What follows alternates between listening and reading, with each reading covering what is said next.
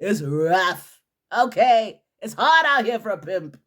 Bona harka tomamu it's not about 2 plus 2 even 4 always when you're watching this show. Took the pressure off. Okay. Wabona ko woman of God, that location ziyakhala. Nge-loudspeaker. Yeah. Kwa ko woman of God. Be. Be.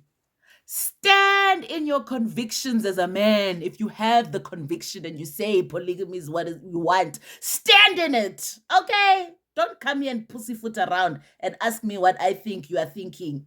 You're a stranger. I haven't even known you for 2 full days. Hello.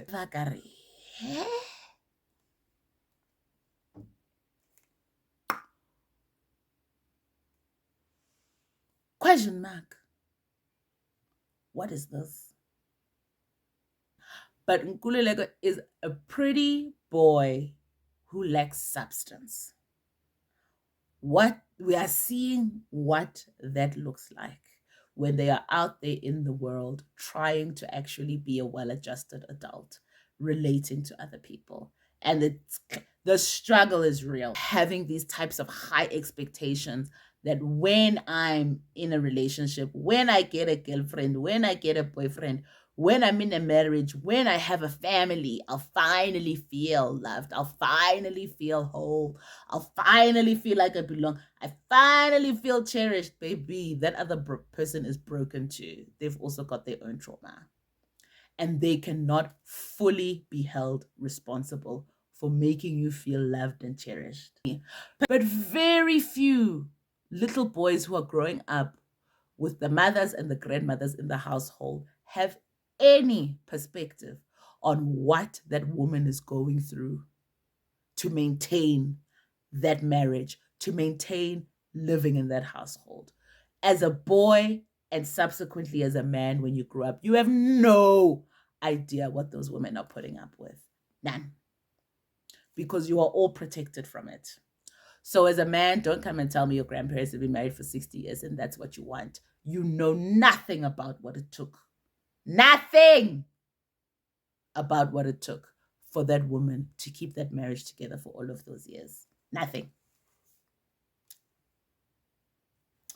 Hello, everybody, and welcome back to Rakgadi's Views, where I, Rakgadi, give you my views on reality TV.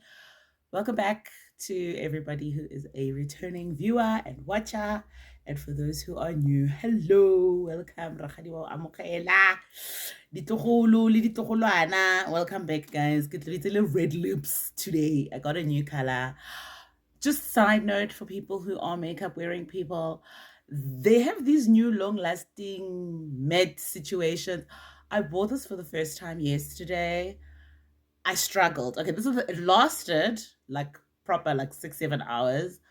However, to get it off is a struggle, and it's got me questioning what exactly is inside these lipsticks, little lip gloss, little lip whatever products to make them last so long, because it was like trying to remove paint. Okay.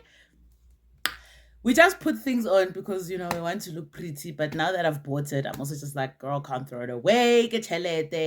I'm just going to have to be absorbing these chemicals through my skin until it's over. But I'm really not sure about these products, guys. Like, we're just buying things and we're putting them on. But this can't be good. Because no oil, no water, no nothing can get through it. Let's just be serious here. Anyway. We're here for episode 3 of Married at First Sight. And this is the thing. Let me actually tell you guys the truth. So I watched the episode, I think, on the Sunday that it aired. Number one, I had to watch it in tranches because I was really failing to just take in what I was seeing. And I knew that I wanted to watch the episode again. So that just me as a human being, never mind Mutu Ototlang, to record reviews for other people to consume. Me as a human being had to understand what I was watching. And I was like, no, it's going to take me another session to rewatch this. And I'm glad that I did, because now that I've rewatched it, I think there's more context. A lot of things were happening that were not making sense. So first and foremost, Rakgadi's deduction, ne, from what I was watching, is that it's important for me and for all of us to keep top of mind. This is an entertainment television show. Okay. It is solely produced for the purposes of entertainment. Oh, guys, do I have this red stuff? If there's red things on my lips, I'm still trying to navigate this new product. So this is an entertainment television show. The sole purpose is for entertainment, right? So I think I had to also just understand that the purpose is also not for things to always be making sense. It's not about 2 plus 2 even 4 always when you're watching this show. Took the pressure off. Okay. Secondly, my assessment now by episode 3 is when I step back and I look at this show and what they're trying to do with the couples that they have paired up, there is an element of education because each couple represents a particular archetype. And I think they are paired together for the sole purpose of bringing to the forefront, I think, particular themes and issues that different couples deal with. And therefore, because I've heard some other people talking on the social media about, hey, these people are not pairing people who are really going to make it. That's not the point of this show. I've realized that's not the point of this show. It's not actually about pairing people up so that we can all just have our fairy tale idea. I think the purpose is to entertain people, number one, with drama and conflict, but it has to be relatable. So therefore, they are pairing people together where there is going to be conflict and there are going to be issues that are relatable to people who are living through certain situations. So the goal is not happily ever after for the couples. All of us, because I think we would be able to breathe a little bit better and feel less confused by what we are seeing. That is my assessment. And that actually helped me to understand this episode when I watched it the second time and to now be able to give you guys a review. Okay, that's going to make sense. So let's get into it. For those of y'all who don't know, this is long form reviews. Okay. So if you are looking for a 5, 10, 15-minute quick video, that's not what you're going to find here, for the sole purpose that there's enough meat and juice in each couple for us to unpack how this is relevant to our lives, how's that relevant to our relationships, and where do we see ourselves in some of these people who have the liver isbindi enough to put themselves on television like this and be vulnerable. So I'm going to preface that by saying, before ke ba seba re ba tlhatlhamola ba bangwe i.e. Nkululeko, I respect them, okay, for at least being out here to put themselves on TV, regardless of what their agendas are, whether they are self-serving or whether it really is to find love, whatever it is. Good on you, babes, for putting your business in the streets. We appreciate it, and we are going to use it to grow and to learn about ourselves. So let's get into it. We start with Tembisa. Oh, Tembisa. Maybe let's call them Tembisa. Wait, Tembalin Elisa. Tembisa. Okay, we start with Tembisa. It's gonna make things easier for me. We start with Tembisa. It's day after, or what is it? The morning after their wedding. Everybody's all smiles and giggles, and butterflying eyelashes. They're starting to have conversations about who wants how many children. Temba says he comes from a big family. He wants 3 more kids. I'm like, isn't Nelisa like 40 years old? At most, maybe she can pop out another 1, maybe 2. But okay, in the beginning, seeing these people discussing this is just like, what? It's not even 24 hours. But we have to put it in the context that for them, they are already married. And so everything needs to be fast tracked, including conversations about children and how many and what's going on. Anyway, both of them say they can't wait to meet each other's kids and establish a relationship. Great. We get to Makoto and NK, Ngululeko. Ngululeko has now apologized. It's the morning after. He apologizes for trying to impose his ideas and his beliefs onto Makoto. I don't know how he woke up and saw the error of his ways, but he says he has seen the error of his ways. She accepts his apology. He says that he would like to get to know her better, and therefore, the way for him to do that is to go with her to her church so that he can find out the type of person that she is, as opposed to maybe just having conversations with her and spending time with her in this allotted time, whatever. She's really happy that he's going to come to her church. Side note, question mark. Nkululeko and Makoto's vacation honeymoon spot, guys. Why is that looking like a Bowen residential estate in like Woodmead? Budget ile kae ka 2025. People were living it up complete last year. You guys are trying to, and listen, it seems like they had to try and keep things local this year. I think possibly for the wedding so that we can actually have friends and family who are present, and possibly because people also have jobs that they need to be getting to and possibly can't take a week off to go and shoot a wedding and a honeymoon in plate. But a residential estate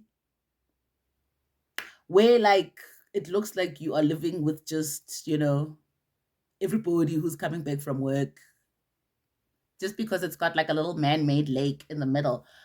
I was very confused about that. That was not giving relaxed vacation. That was not giving honeymoon. That was giving like a short left for the weekend, the Airbnb, relojana, just in a different venue for a weekend. Maybe it's just me. I don't know, but that was very off-putting for me. Anyway, we then get to Tsepo and Palesa. Oh, Lord Jesus. Where producers were producing with Tsepo and Palesa. Fine. They get there, they're doing kitty massage and pedicures and stuff at the spa. It's the morning after. Everything is nice. Palesa's wig is still fully intact. Which I don't know if she got a new installation or they like freshly installed it that morning before she went to the spa, or like if she slept with it wrapped. I don't know. People who wear wigs, can you sleep with it? Like once you've done the glue and all that stuff, like, and it was styled and stuff, like, can you like wrap it and then sleep? But then you have to sleep like the way we had to sleep. Now I'm giving away my age, but I earned all these years. I don't care. Back in the days when we had to get like the roller in our hairs, we had the roller in our hair, and then you'd wrap it up. But then you can't sleep on your head, obviously, because those rollers are gonna dig into your scalp. And so we had to sleep like this for the whole night, or wear like something under your chin, and then you'd be sleeping like that. Is that how she keeps her wig intact? I don't know, people with wigs. Are you guys sleeping like that? Are you guys sleeping with wigs styled? I don't know. These are the little things that I notice, and then I'm just like, what? Like, how is this wig still looking like this morning? Or like, who did your hair? Are the hair and makeup people still there? I don't know. Anyway, she came back with a wig on, Cospa, and a face beat. So maybe actually the hair and makeup people are still there, and people aren't sleeping on hairbrushes and with hairbrushes under their chins. Then Tsepo throws a big fat spanner in the works and asks her what her feelings are about Istembu. Wabana Hakere producers producing. So, this is the first archetype that we're dealing with that they've brought to the show for us. That's like don't get upset. Happily ever after. Remove all expectation that any of these couples are meant to actually be together. That's not why they're being put on TV. They're being put on TV to demonstrate to the nation, demonstration for the nation about some of the issues that people are putting up with. That is why I also, anybody out there who wants to be on Married at First Sight, baby, please go on TV and go push your own personal brand if that's what you're going to do. Because for damn sure this production company is pushing their own agenda and issues. It's got nothing to do with finding you a partner that's going to last you a lifetime. This is TV. This is entertainment. For my purposes as Rakgadi's views, I am here with the shits because this is exactly the type of content that we're going to be using to discuss our lives, our relationships. So this is archetype number 1 because Istembu has now become a big topic amongst relationships and couples, particularly within the South African context, particularly within Black South African couples, where cheating niggas are out here telling women after marriage, during relationships, that now all of a sudden, chiki chiki, moto obatla sitepu. And so Tepo and Palisa are now the archetype for that particular storyline. You see what I'm telling you? As TV, there are storyboards that we sit here and we say, what's hot on the streets? What are the people of South Africa going through and talking about? Then Radikenya put the storyboard there in the pre-production room. And then we find couples and we find people to fit into those narratives, and we throw in some cameras and some lights, and then it's action, baby. Okay, I'm here for this. This is what we're learning from. Okay, so he now tells her, what does she think about Istembu? Obviously, she's like, what is going on? Because we just got married yesterday, and now you're talking to me about polygamy. I'm confused. Also, you're a complete stranger that I have known for less than 24 hours. All of her dreams of happily ever after and having the companion in her bed every night that she wanted and having the in case of emergency contact person that she needed to drive her to the hospital. All of those dreams are now shattered. Okay. What she thought she was getting, they pulled a 1-2 switch on her. And now she's not getting what she thought she was getting, which is the life of a lot of women in South Africa who are also hit. Kadi 1-2 switch, kadi patent switch, okay, by the men in their lives who are coming with staple conversations. Okay, so that is what this particular storyline is about. So Palisa then asks Tepo if he wants it, and then he says, well, I believe there's a place for it in society. Doesn't ever really come out and say that he wants it. Then he says, well, maybe let's just table this discussion for later. For later tabling, that means that maybe there's more to talk about, there's more to say. Rakgadi was also just like, the poor 2 therapists who were there doing their pedicures, having to listen to this and say nothing was also very strange and weird, because in my former life, guys, okay, in my former life, I used to run a nail salon, a mobile nail salon. So, but tomorrow don't say that it's in front of people. Like, we are not real people. Because if I was one of those pedicurists, I would have been like, girlfriend. The sound effects that would be coming out of my mouth during that conversation. Yeah. Baby kill. Ho baby. So this was the issue that I had with Tepo bringing up this conversation, was because, when Palisa asked him if he wants it, then he was like, no, I don't necessarily want it. I just believe that it has a particular place in society. This is where you and I are going to have a problem, Tepo.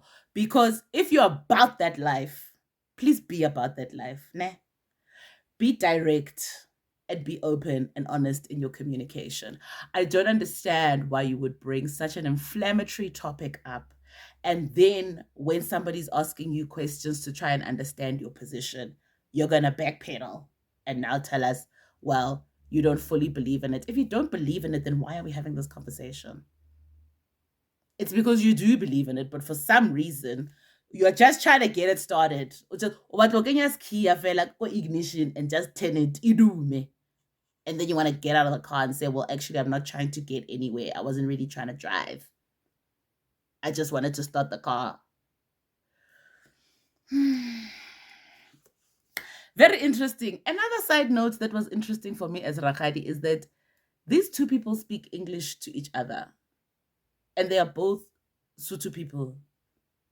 I'm confused. I know we are filming a TV show, Mara le Basotho together, not speaking Sutu. But then we see subsequently in another scene where Balisa and Tepo are now having another conversation. Okay, we'll get to it. But like a subsequent scene where they think that the cameras aren't filming them. Then all of a sudden it was Sesotho. So I think it's also giving me some elements of performative here that I'm not really enjoying. I can understand being on television. You know you're going to be judged and critiqued by people week after week, strangers on the internet who have no boundaries, who seem to have no, I don't know, sense of morality and saying things and speaking to people like they're real people when they're making comments. So I can understand to a certain degree that you already, you've got your guard up knowing that you're going to be judged. But it's the language thing that I'm not understanding. Then that's when Leon, cameras are rolling. Lights, camera. But when it's not lights, camera, you can relax a little bit more and speak in vernac. That was disturbing for me. Anyway, next scene, Porsha calls her sister as she's sitting in the room. Omofonela on the phone. My girl, Lorraine. Moguera. Lorraine. Hi. Can I be your friend? Okay. Lorraine Wankaza. And obviously Portia's going in again about, the attraction is not there. And Lorraine is like, wait a king, you've got to give a person time, get to know him on the inside. Porsha was saying she's feeling really overwhelmed. And so, yeah, the sister was like, you know what? Just be curious. She's like, yeah, you know what? I think I'll be curious because we have nice conversations and the rest of it. And then Porsha also brings up the fact that Bongani looks like their father, which was Lorraine then confirmed. And I was also like, that's very interesting. I wonder if they did that on purpose. I don't know.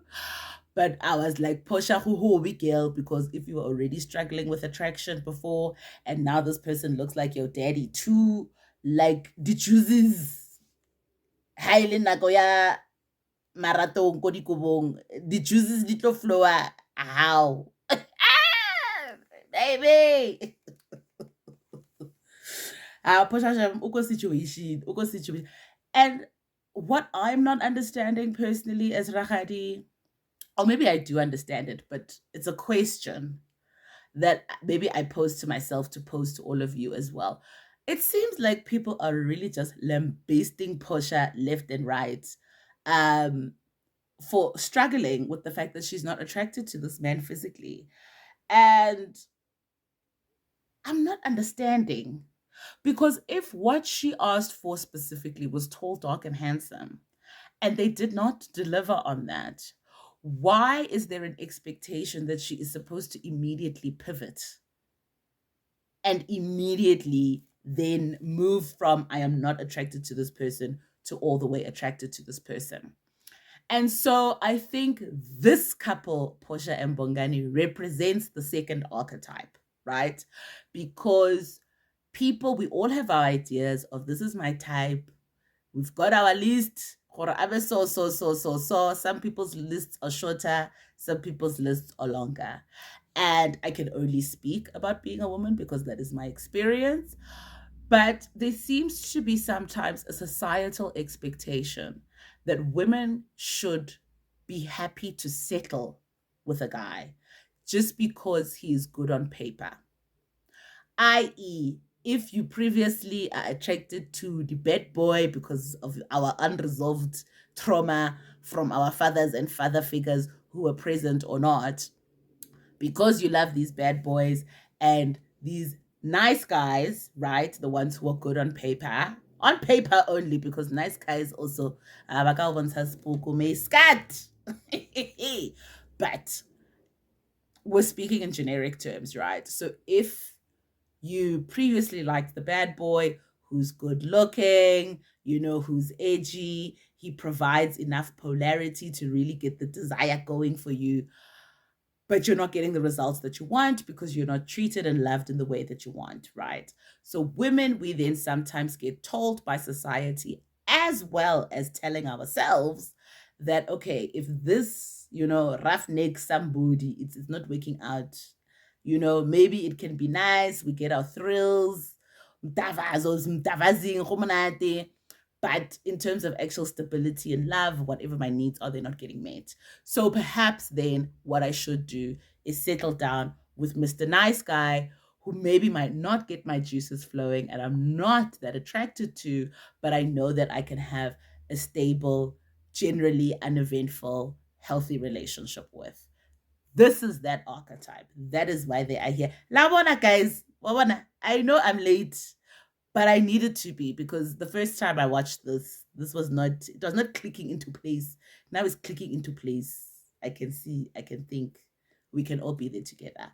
And so Porsha, I think, rather than us judging her and lambasting her, firstly, because if a man was given a woman he was not attracted to, which we have seen in previous Married at First Sight seasons and episodes, particularly the ones in the US and in Australia, if a man is given a woman that he is not attracted to, he is not hesitating. He is not stuttering, my dear. He is not going to take it, regardless of the number of people who are going to sit down with him and try to convince him otherwise. If he is not attracted to her, he is not attracted to her, and he is not going to waste his time. Some of the men on Married at First Sight who have been paired with women that they were not attracted to actually ended up showing their true colors and saying the most disgusting things in their diary sessions. And you could see that, never mind this woman that you're not attracted to, I don't think you like women in general. So if we have seen previously that men can act that way, and I am not a proponent of women and men acting the same way when the behavior is actually inappropriate across the board. I'm not the proponent of those types of things. However, that needs to be put into context. It's acceptable in society when a man is not attracted to a woman and dumps her, but it's not supposed to be acceptable for a woman to also want physical appearance and to be attracted to. It's not okay for her to want a desirable physical appearance in her partner. Why are we lambasting her? Secondly, she has said out of her mouth that, you know what, let me give it a try. There she was with Lorraine. Lorraine was Len to have a conversation with her. Porsha can see that there's other characteristics here that are valuable to her. She even says at the end of the episode that, she understands that looks fade, and maybe what is more important is character. And I'm slowly coming around to that. But also, guys, you can't force the attraction and the chemistry. So in this instance, they are the archetype, Porsha and Bongani, where she really is going to have to get to know the person on the inside and see if that can be attractive to her and attract her to him physically. Is she settling or is she not? I don't know about all the other women, but those are conversations that I've had to have with myself as well. And this is the one thing I can tell you, that sometimes even when you are settling, oh baby, you still not gonna be happy. You think you will, but sometimes you're not, and then you're more disappointed in yourself because you knew from the beginning that you should not have actually settled for this because it wasn't what you wanted. But what you want is also not really making you feel the way that you need to feel, which is loved. So this is a very, very interesting archetype. What are the layers, guys, and the complexity of Married at First Sight this season? I'm here for it. I'm here. I don't know if they positioned it this way or perhaps it's just my analysis. But at this point in time, for me, there's a lot that is under the surface of these people's relationships, the why they're together and what they are here to show us so that we can see ourselves in them. I see myself in Porsha. It's there. We can see ourselves in all of them. Lebo Makoto, Lebo Palesa, everybody. Because we are not just one version. There are different parts that live within us that make us whole. Anyway, I went in. Guys, this is going to be a long one. Okay, strap in for sure. Okay, get your drinks on.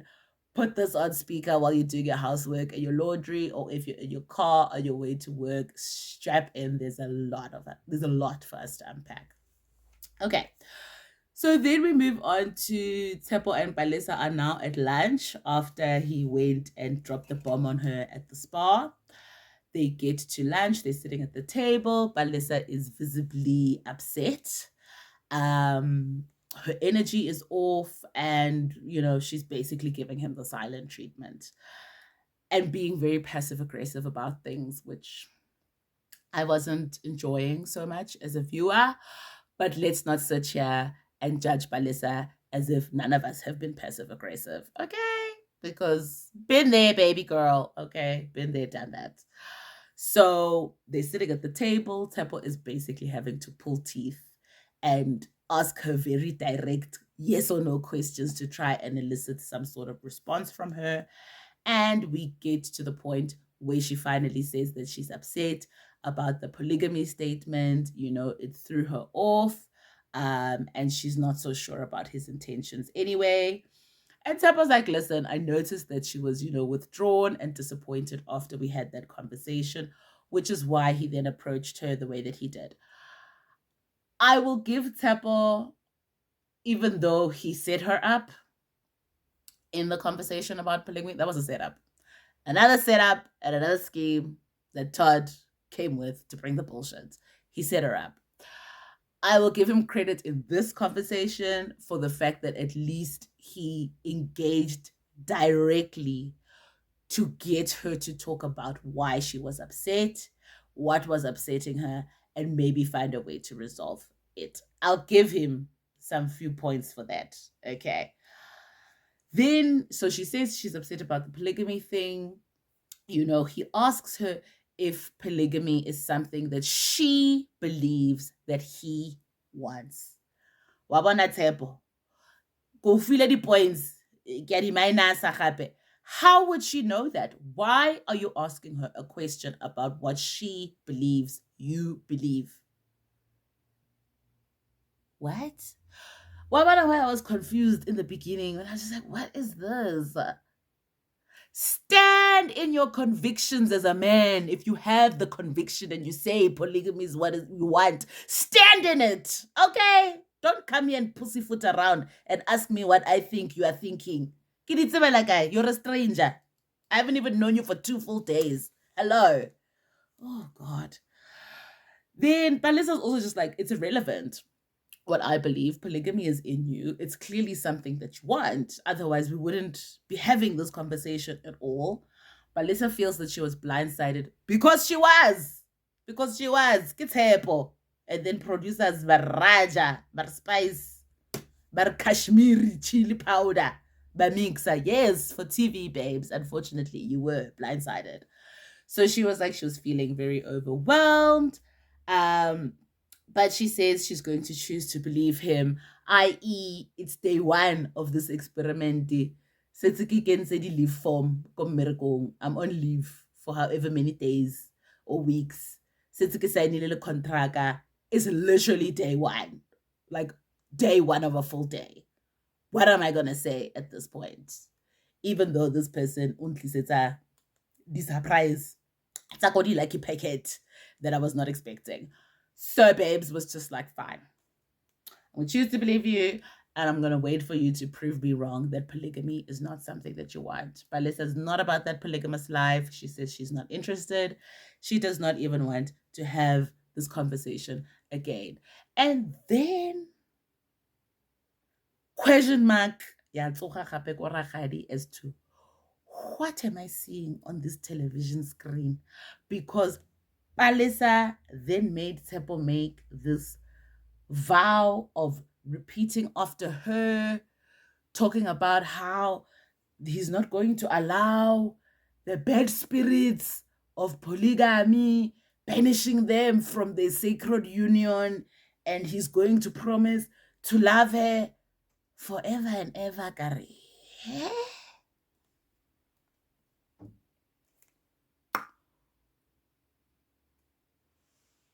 Question mark. What is this?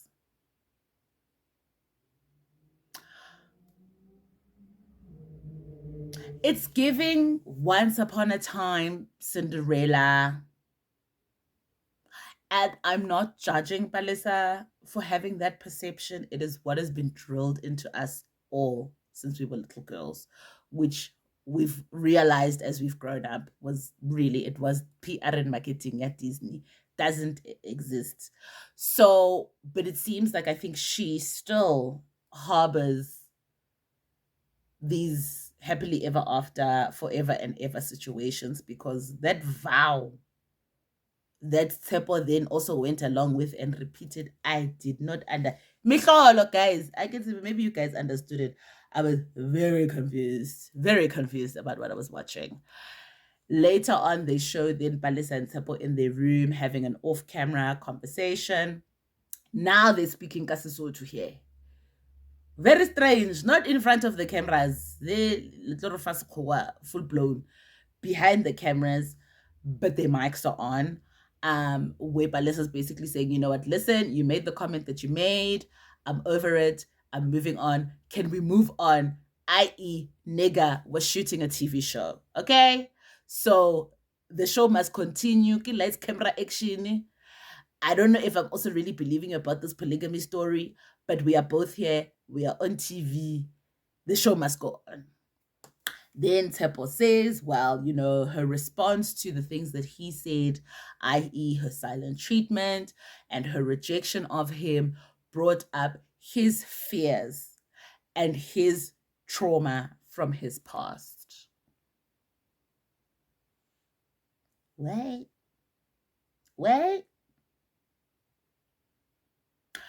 Now, a topic that we can unpack and at least think about and ask ourselves some questions at home is around the ways that we deal with conflict, right? And the silent treatment of it all from Palesa. That we can definitely look at and talk about how silent treatment is actually violence in our relationships, right? It was also a hard pill for me to swallow because I can also be that silent treatment person. I'm trying to be reformed. I would like to think I've done better, but I know there's always work to be done, right? And that it is very violent, particularly because it's not communicated that, listen, I'm feeling very overwhelmed by the information that you're giving me right now. I need a second. Or can I take some time to think about it? I don't think I can engage in this conversation right now. Those are very different things to shutting down completely and staying silent and saying nothing to nobody about what you're feeling, but your energy is felt and it's palpable, and that is how you're showing up, right? Because that's the thing with silent treatment. You don't just sit in your room and pout. You'll come out where there are other people having good conversations and good energy, and you'll come in with your dark cloud. And when people ask you what's wrong, you'll say nothing, which is what Balisa said when she sat down at that dinner table with Tsepo after the spa, and he asked her what's wrong, and she said nothing. We can talk about silent treatment, right? And how, number one, it's not effective. And secondly, it is violent, right? Because then you put that other person in this anxious state of always then worrying about what's going on. They are now vigilant and hyper vigilant. Their nervous system is activated because they can see that clearly something is wrong with you. But you will say nothing is wrong with you because that gives you a little sense of power, that I'm withholding information and that I'm withholding love. Okay. There is just a little intro and teaser. Silent treatment. If you are a silent treatment giver out there, that's what you're doing. If you've been on the receiving end of the silent treatment, you know it's a rough road to hoe, okay? To constantly be in a relationship with a person like that. So I can give Tepo maybe the silent treatment part of it. But you, my brother, threw the spanner in the works. You are the one who blindsided this woman. And now you want to come here and tell her that you are having a fear response and your trauma is being brought up and she's triggering your trauma? Oh, Emakayane, sorry. Wait a minute. Rakgadi's not with it. Okay, ask easy. Palesa then asks for forgiveness after being manipulated by this man. Okay. And she says, let's start again. And then they both go in front of the cameras and sit down while Tepo's visibly upset. And she says, let's toast to a beautiful life for vibes. Why one of this Disney movie Happily Ever After that Palisa wants to perpetuate here? I don't know. But also, baby girl, listen, it's day 2. She's like, leave is logged, contracts are signed, what must happen right now? Show must go on. So give us a show, Palisa. We're here for it. And then they discuss meeting each other's children, having a blended family trip getaway. So they're going to blend the families. Tepo tasks Palisa with putting that together. She's happy to do that labor. Who are we? Then Makoto and NK go to a gym session in their residential estate for the honeymoon. And oh no, we're not at the gym yet. Makoto and Gulego have a session with the pastor, Pastor X, Pastor somebody, some letter of the alphabet. I forget it. Because obviously, they had a whole disagreement the night before. The pastor then asks Nkululeko if he's hiding behind the Bible. And Nkululeko says, no, the Bible is a lifestyle, not God. The Bible is a lifestyle for him. And without the Bible, he is nothing. That for me sounded like, yes, you are agreeing that the Bible is what you're hiding behind. You can call it leading and the Bible is in front and you are behind it. Or we can call it hiding behind the Bible. It's semantics. What I did not like and appreciate about this session, I appreciated that the pastor asked Nkululeko if he was hiding behind the Bible, but then he just let it go. If there's anybody then out of the panel of experts who I think was really going to go toe to toe with Nkululeko and get him to open his mind up around his beliefs and how he moves through his life, brandishing the Bible as a weapon and a defense.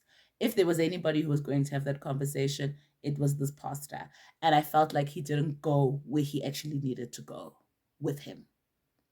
And that was a sad missed opportunity because you just asked the question and then you let it go.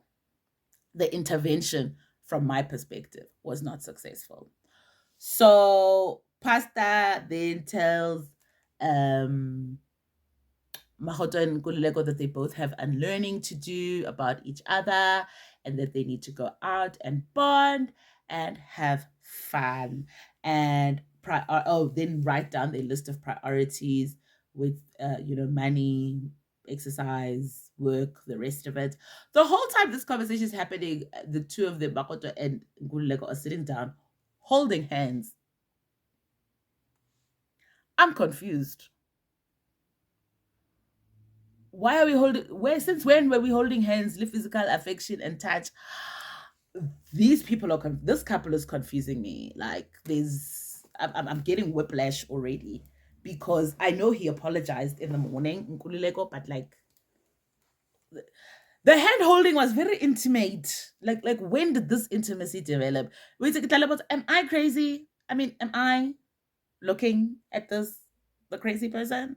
Like, when did this happen? It's day one. Last night, Makoto was spitting fire out of her mouth because this man was trying to change her and she said she wasn't here for it. All right. Then we have Tembisa doing gin tasting. Nelisa confirms that they consummated their marriage. Question mark. Yaka.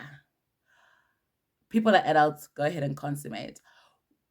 Where is the sex education? When did we do HIV and STD testing?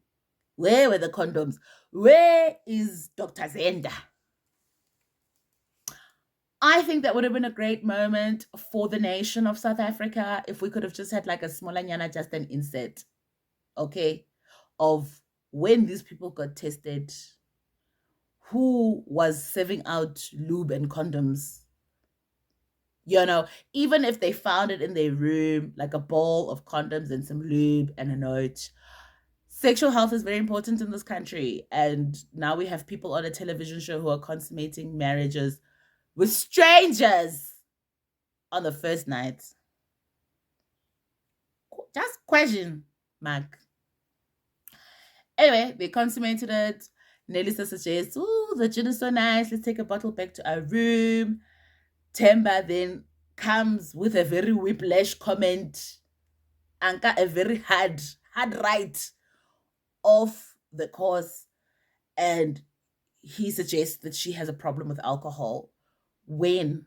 How? Like, you guys have not spent a full 24 hours together. How can you be making statements like this? That she has a problem with alcohol. Since when? Then he even has the liver to put on the table an ultimatum that if she has a problem with alcohol, he's going to leave her and he's not here for this. What happened to the vows, my brother? Weren't you just there committing in front of friends and family and a pastor before God for your marriage? Weren't you doing all of that just in sickness and health? If a little guy, 24 hours, it took less than 24 hours for you to be serving ultimatums. Oh, baby, that was very troublesome. Very troublesome. Nelisa was also just like, could it possibly be because of the setting? You know, we're on vacation. We can say leave, my brother. You know, we're not at work. We're supposed to be merry. We're gin tasting. So, yeah, of course, let's take a bottle of this nice gin back to our room and then we can consume it, you know, for the remainder of the honeymoon. Timber, no, got a drinking problem. You pulls her face. I can see. What? I like Nelisa's approach. At least I can give that to her. That she was like, listen, let's unpack this drinking problem situation. What are you talking about? What's going on? Then Temba proceeds to tell us that his ex used to have a problem with alcohol, and he says that when she was drunk, she would then leave him these long voice notes and be calling him and saying things. He never really explained for me fully so that I can understand. Like, was she saying abusive things or was she just sending long voice notes? Because he just said she used big words, but Nelly di tapa or just long English words. I don't know.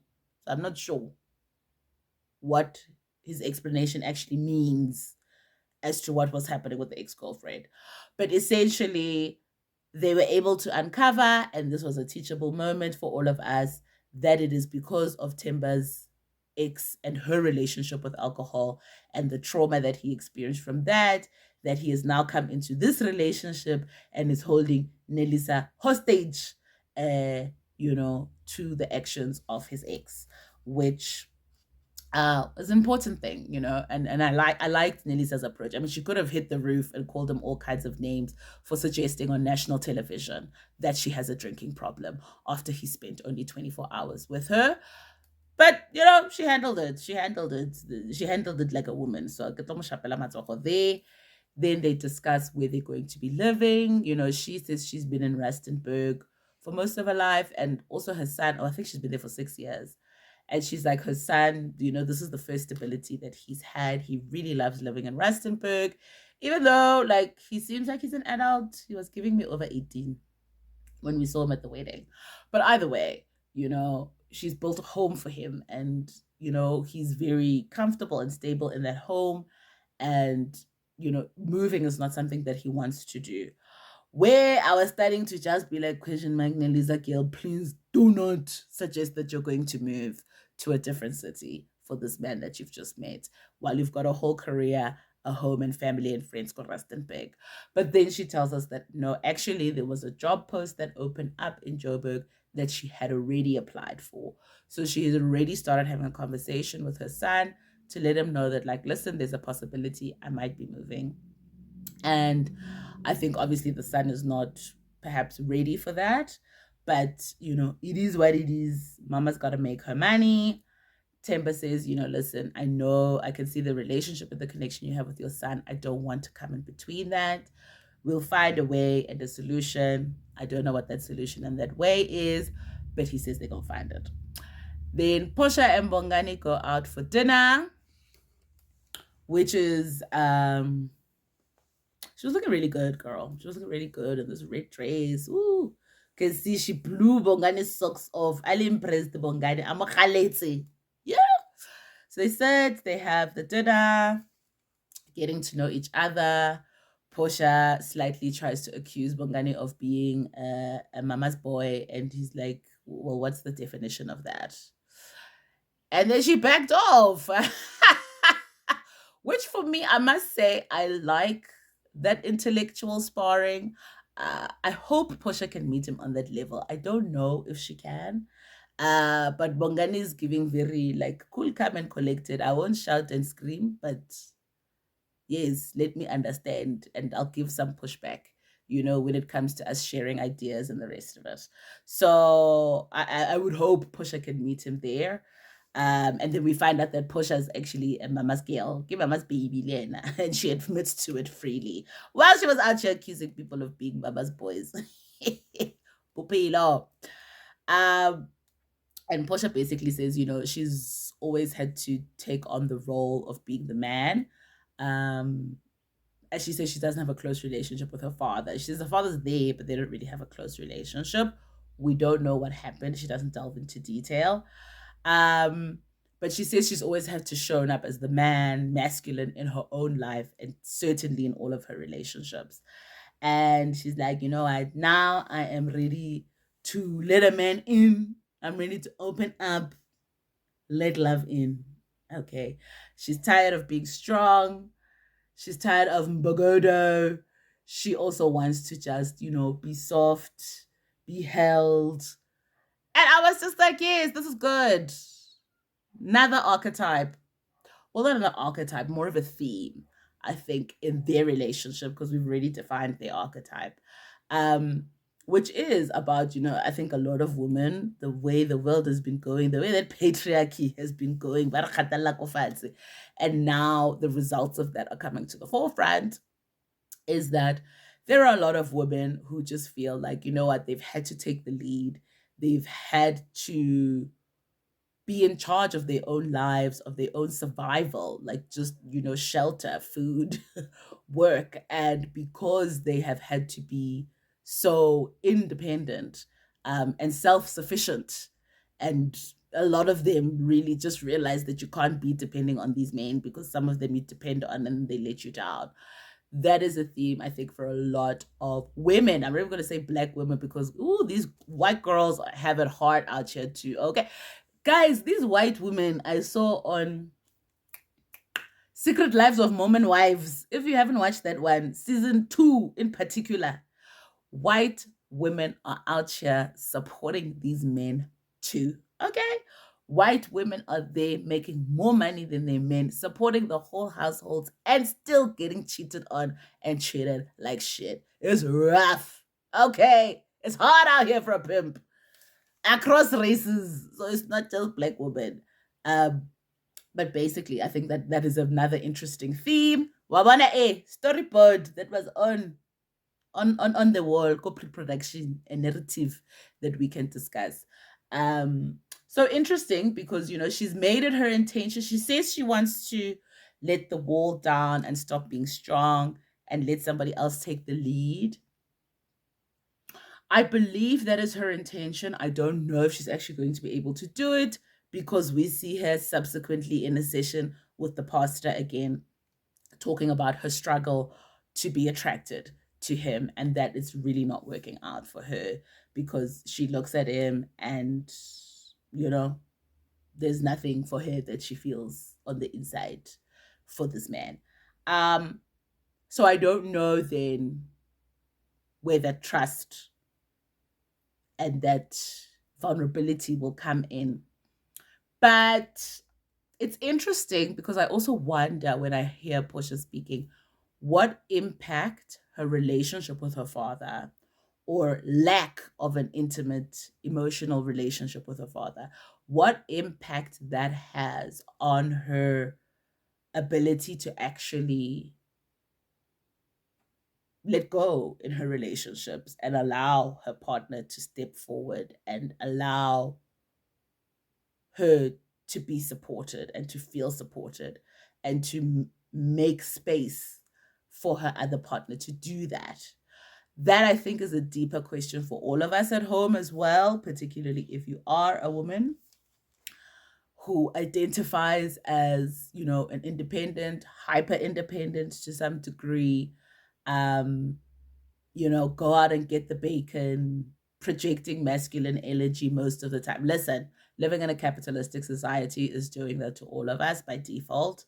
It's a spectrum, but it raises a good point and a conversation around our relationships and attachments to the male figures in our early life, what that looked like or what that didn't look like, and what that then develops into later on in your life in terms of you trusting in men to be there for you, in relying on men to actually be an equal partner, emotionally, mentally, physically, spiritually. Porsha is a very good example for us for that. So it's questions for all of us. Um, anyway, she admits by the end of that dinner and then her subsequent conversation with Pastor X that, listen, she's willing to stay on the course and get to know him because she says there are a lot of characteristics that he has that she does find endearing, and that are what she's looking for. And listen, if she's been dating her type all this time and it hasn't worked out, I think she is open to saying, you know what, let's just see where it goes. I don't know if she is the type of person, though, who can pivot from starting to focus on the positive instead of overly focusing on what's not working. I don't know if she can do that. But for her sake, I would like her to at least take up the opportunity, regardless of what type of person Bongani is. I mean, we only see what he's showing us. And Bongani, we haven't really delved into. They've just had this one dinner, him and Porsha. So there's still question marks for me around Bongani, who he is, the character that he's portraying. Um, but a good archetype, the two of them, and a good storyline for us to go down the road with. I'm going to finish with Makoto and Kulilego, and I'm just going to wrap up both of what was going on in there. So they end up at the gym together. They're going to go work out at their Baldwin residential estate where they're having a honeymoon. Guys, I'm not going to let that go. Not gonna let it go. And I saw there was like a sign that said resort somewhere on there. You can, what is it? Yo, Jesus. What is it? You can paint something. Let me not even go there because I can't remember it. But basically, you can call it a resort and you can put the label on it. It looks like a residential estate. Okay. And then not those ones with little boxes or where people have their own individual houses with a little garden. Like this is, it's giving projects at their Bowen estates, but they're there at the gym. And producers are producing and stirring Kapekadi Raja because they went out and grabbed the most thirsty and desperate gym instructor who has realized this is his moment in the light and this is his moment to shine, and is there topless for no practical reason whatsoever except to be inflammatory. Does everybody in the world, everybody want to be famous? Like at all costs? Oh, it's like a khathetsi, guys. Yeah. Yeah. Like everybody just sees a cameraman and a sound guy and you just see things rolling and like, this is your time to shine. No matter what. No maganjani. You're going to have a moment anyway. There he was, the trainer, being all up on Makoto, touching her, stretching her legs open, doing all of the things that men believe gym instructors are doing to women when they're at the gym. And Makoto was also just like, I can't believe like Nkululeko has nothing to say. And then she even approaches him about it. Girl, you're also trying to get it started, like at this point for me, because why ask Nkululeko? Nkululeko says he's not bothered because he knows what he looks like. He's no competition for me. I'm a pretty yellow bone. This is also a very interesting theme for me with Nkululeko, because I think Nkululeko and Makoto's archetype is still being fleshed out for me. But I think at the core, yes, it is two people who want to get married, don't know what marriage is about, and I don't think are necessarily prepared for marriage, even though, I mean, they're not any more prepared than any of the other couples. But I think they're supposed to be, the young love representing the younger generation, younger millennials slash Gen Xer. Um, but what I find very interesting on Nkulilego's part is that he's very much giving the theme and the storyline of a pretty girl or a pretty boy who doesn't know their value as a person. And for me, that's very interesting because, we tend to in society talk about it in the context of pretty women and pretty girls and beautiful women and beautiful girls who lack value, Lord. That's not my terminology, okay?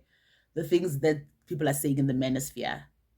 But here we have a man who I think doesn't know any of his value. He's hiding behind a Bible and scripture, but none of it is integrated into his way of being and who he believes himself to be. It's all just rhetoric and words that are, rote learning, words that are just crammed in his head and that he spouts out, but doesn't believe and clearly doesn't live that life.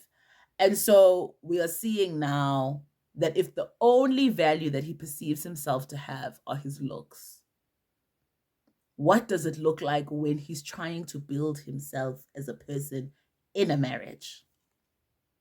Very interesting, this one for me. That's what's beneath the surface. I mean, there's a lot beneath the surface, as we saw in his therapy session.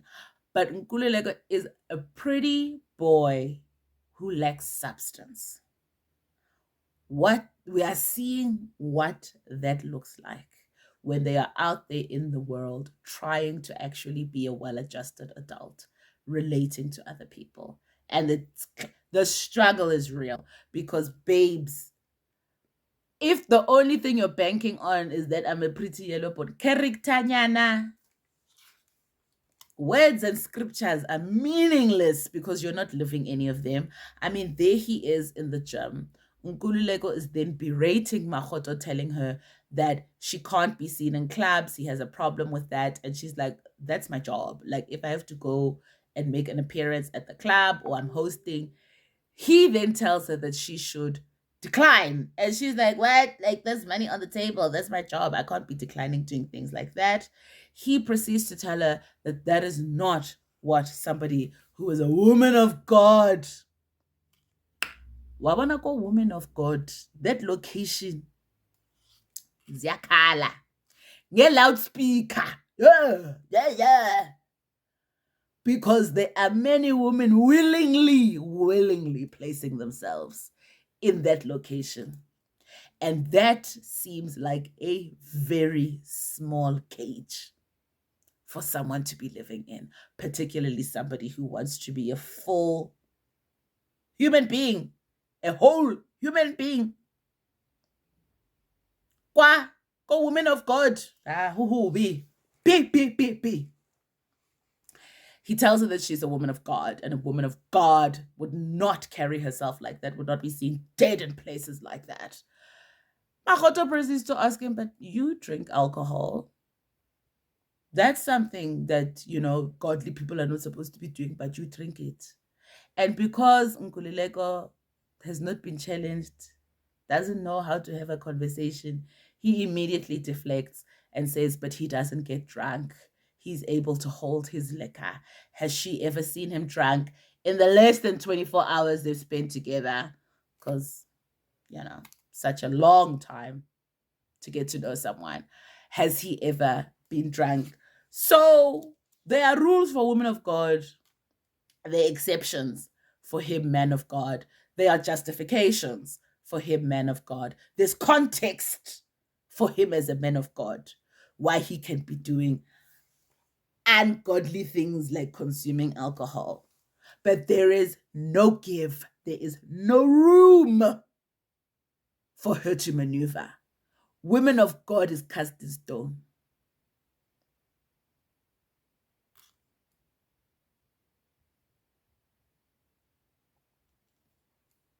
And she just needs to be strong and fall in line because she needs to understand that if she's with him, That is the character that she needs to be playing. That is what happens when you're with a person who lacks substance.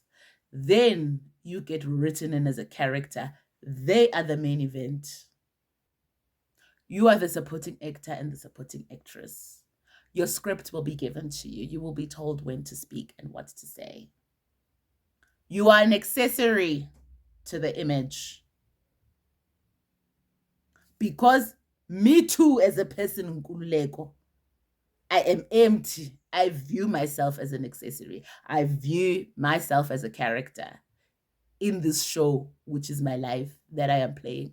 Because all I've got is this, is the face card. It never declines. And as long as the face card does not decline, everything else about my character can be shit for shambles. Because that's the world we live in. And that's clearly the world he's living in. But like, let me not cut him so badly to the white meat. I do this because I think, let it be a demonstration for all of us. As my favorite teacher on television, Judge Judy, tells us all the time, beauty fades, dumb is forever. Okay, but I'm going to come in with a Rakgadi modification. Character is forever. Let's start working on our character, guys. Because fine, I'm not going to take it away from you. Nkululeko, you are what people would call traditionally pretty. It's just for me, light-skinned people are not my thing. But you are what would be traditionally characterized as pretty, good-looking, desirable. That fades. At some point, somebody has to sit down and have a conversation with you. Somebody has to actually build a relationship with you. You've got to be giving them more than Bible scriptures and that your grandparents were married for so many years. Because this is the other thing. That one of my grandparents were together for so many years, my parents were together for so many years. That coming from a man means nothing to me. Because for the most part, very few, I won't say not any, but very few little boys who are growing up with the mothers and the grandmothers in the household have any perspective on what that woman is going through to maintain that marriage, to maintain living in that household. As a boy and subsequently as a man, when you grow up, you have no idea what those women are putting up with. None. Because you are all protected from it.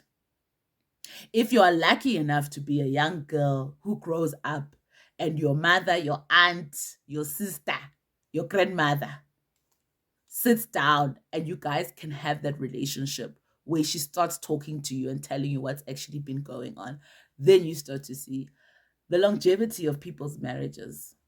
There are a lot of women who've been sacrificed at that altar, a lot.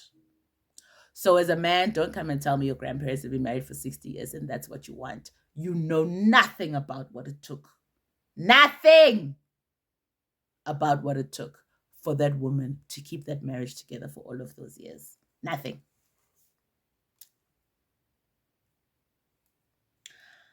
So Makoto says Nkulego's trying to change her. She doesn't know if she can do it. Makoto also, I don't know, babes. Like, for real, is this you, like, facing the reality of the situation of your pairing? Or are you acting? It's unfortunate that, like, I'm always going to have that question mark because you are an actress. It's really unfortunate. Anyway, we end with a really great therapy session. And this is why I said when, I think it was episode 1, when we were meeting the experts, that there was the therapist, and you're to write down her name, guys. And I forgot her name, and it's no disrespect because I really do respect her. And I looked at her and I said, I respect her as a professional. She's got the chops. Baby, I'm so glad whenever they bring in a therapist, a coach, an interventionist with the chops. That's what I'm here for. She knows what she's doing, and she is a trauma-informed therapist. And the session between Makoto and Nkululeko was around the trauma. And she was basically saying, what is evident about this couple? There's a lack of accountability between the two of them. And she basically, like, they were ready for marriage. They wanted marriage, but they weren't ready for marriage. So now we've got to get down to the nitty-gritty of what it actually means to be in relationship with somebody and to understand them. So she's like, let's get all the bullshit off the table and let's start unpacking each other's trauma individually. So Makoto then tells us through the exercise that, her trauma, there were a couple of things that happened to her. She was almost raped. Her mother passed away, and she was the last person to, close her mother's eyes, dealing with the grief and the heaviness of all of that. Excuse me. Nkululeko then speaks up about how he grew up without a father figure, and times were really rough for him in varsity. He ended up being a sex worker, basically, and was, sleeping with women for money so that he could eat and he could survive. And so for him, there's this desperate need to want marriage because he wants to be loved and he wants to be cherished and he wants to know what it feels like. Very dangerous, that one. I'm glad it's on the table, but that I'm hoping is something we're going to unpack, because I think that is an element of being human that a lot of people can relate to. People who were surviving, in their childhood, and they're now wanting that belonging and that love from another person, and having these types of high expectations that when I'm in a relationship, when I get a girlfriend, when I get a boyfriend, when I'm in a marriage, when I have a family, I'll finally feel loved. I'll finally feel whole. I'll finally feel like I belong. I finally feel cherished, baby. That other person is broken too. They've also got their own trauma. And they cannot fully be held responsible for making you feel loved and cherished. Particularly in Nkululeko, for me, when you identify yourself as a child of God. That's the love that God can give you. That is where you should be searching for that wholeness, for that purity, for that reflection back to you of the love that lives within you. Wanting it from another person, very dangerous territory. That's why I'm Jolo Inyisa left and right out here. It's these hidden expectations that we have, that people are going to solve our problems, that people are going to make the pain go away from the past, that people are going to heal these wounds. They've also got their own things. Kiyo Makoto was also crying. She was also wrapped in her own string there of trauma.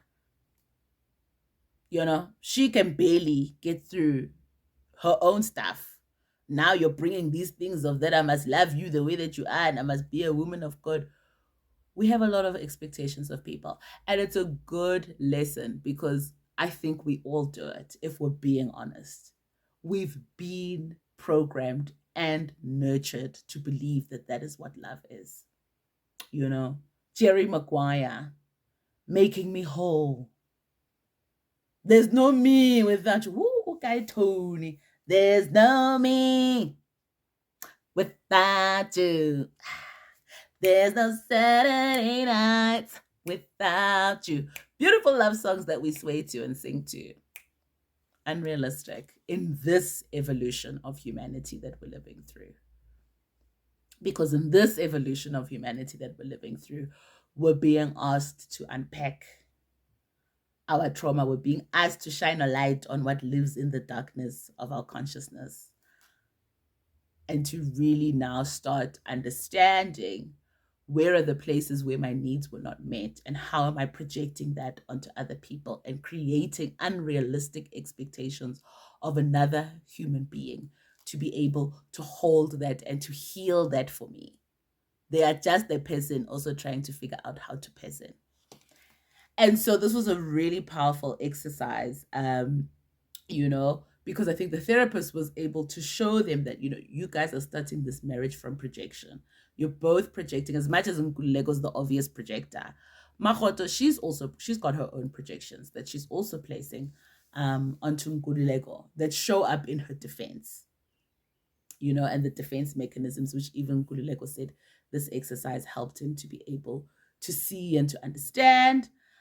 So for me, it was a very powerful exercise, and I love that they put that on television. Therapist, baby girl, I'm going to get your name. If I can, I'll put it even here.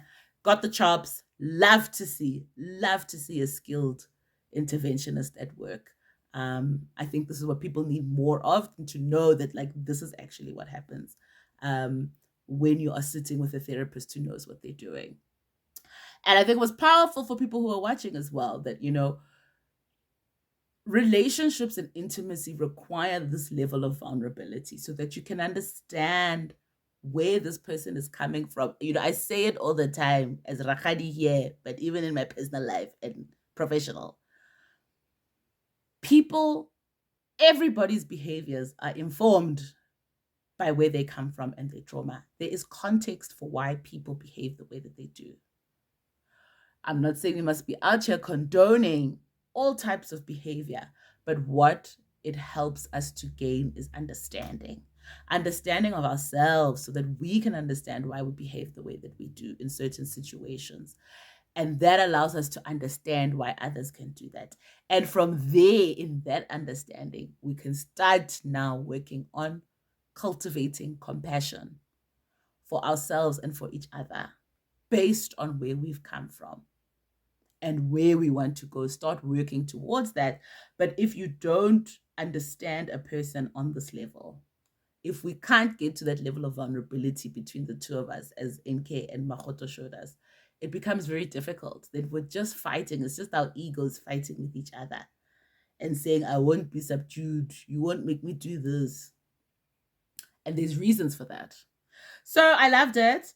Makoto and Nkululeko both say they love the session. Makoto's also like, it helped me to understand Nkululeko a lot more. And she's questioning herself if he's love bombing her, because she says Nkululeko already tells her that, he loves her so much and she doesn't really know where that's coming from. And she wants to say it too when she means it. But for now, she's wondering if she's being love bombed. Yes, girl. Yes, you are. Because this exercise would have shown you that your partner was raised on survival and is desperate for belonging and for love. So whatever he needs to do to keep you there by his side so that he is not alone and so that he feels like he belongs. You are a means to an end. You are a means to a feeling. And I don't think he's doing that. I hope not consciously. But how can this person claim to 24 hours? How can they claim to love you? And he says, Lego's like, I love everything about her. What everything? What everything? You've had a problem with a lot of the things that she says and does and how she lives her life. Which parts are you loving? I understand that was a very powerful exercise in therapy that could bring up a lot of really intense emotions. But what love do you speak of? Question mark. And that's it, lovelies, from Rakgadi for episode 3 of Married at First Sight. This was actually a very in-depth review, but I enjoyed myself so much. Giving you guys my thoughts, and I hope I've given you some food for thought as well. Please, take away what you can. You chew the meat and throw out the bones. Share this with other people in your life if you feel that it can be valuable as well. And I will be coming up with episode 4. If they don't confuse me like they did with this one, this one took a while for me to unpack. I'm hoping that I'll actually have it out for you during the week. But no, shout out to all my subscribers who comment and who interact and who like and who share. Please continue to do that. If you haven't subscribed, please go ahead and do that and continue to spread love, not hate. Ciao.